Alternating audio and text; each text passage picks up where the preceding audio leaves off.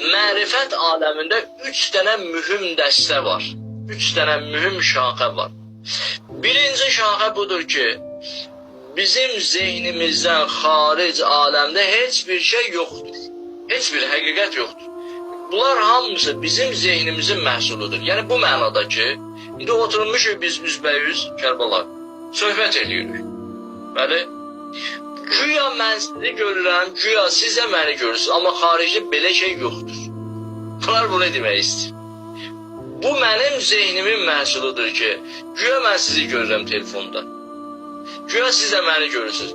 Güya biz burada əqaid, Allah tohid dərsi keçiririk, güya. Xaricdə belə bir şey yoxdur. Bunlar hamısı zehnimizin nəyidir? Təsəvvürüdür, zehnimizin məhsuludur. Bir iddə insanlar alim hətta, bir iddə Yunanistanda milad tarixindən 5 əsr qabaq bu qənaətə gəldilər. Səbəbi də nə idi? Mən keçən dəfə dedim, istəsələr izləyicilər yenə deyər, bu özü bir maraqlı bəhs mövzudur, temadır.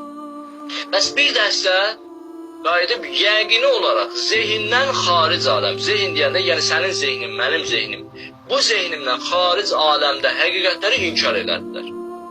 Bir bu dəstə idi mərifət aləmində. Bir bu dəstədir ki, necə ki bizlər buna qailik, əqidəmiz budur. Xeyr, zehnimizdən xaricdə həqiqətlər var. Həqiqətlər var. Düzdür? Yəni, ağac yerindədir, dağ yerindədir, dəniz yerindədir. Sadəcə mən gərək onları zehnimə ötürəndə gərək çaşmayam. Mən gərək onları zehnimə gətirəndə, zehnimdə icad edəndə düzgün təsəvvür edə biləm. Bəli, mən zehnimdə çaşa bilərəm. Amma bu o mənada deyil ki, xaricdə həqiqət yoxdur. Elə xaricdə həqiqət var, sadəcə məntiq elmi bax buradan yarandı. Məntiq düz başa düşmək, düz təsəvvür etmək və düz dəlil və arqument gətirməyi öyrədir bizə məntiq elmi. Məntiq elmi yarandı, bilirsiniz nəyə görə? Əleyhissalam.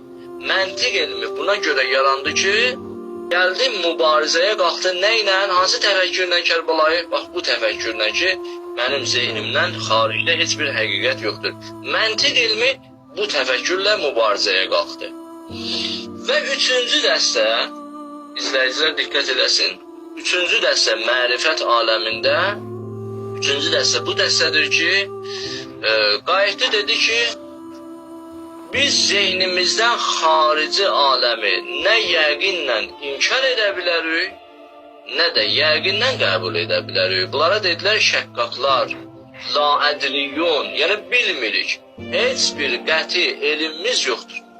Bu üçüncü dəstə daha da faciəlidir.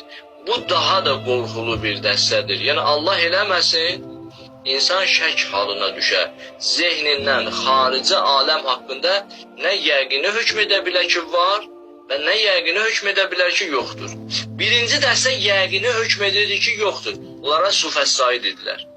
İkinci dəstə ki biz o əqidədə yox, zehnimizə xaric aləm var və o həqiqəti biz gərək düzgün başa düşmək üçün düzgün meyarları bilək.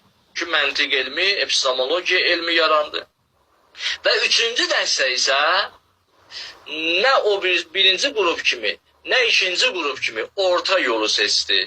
Dedi ki, bilmirik, xaricdə vardır ya yox, şək də yox.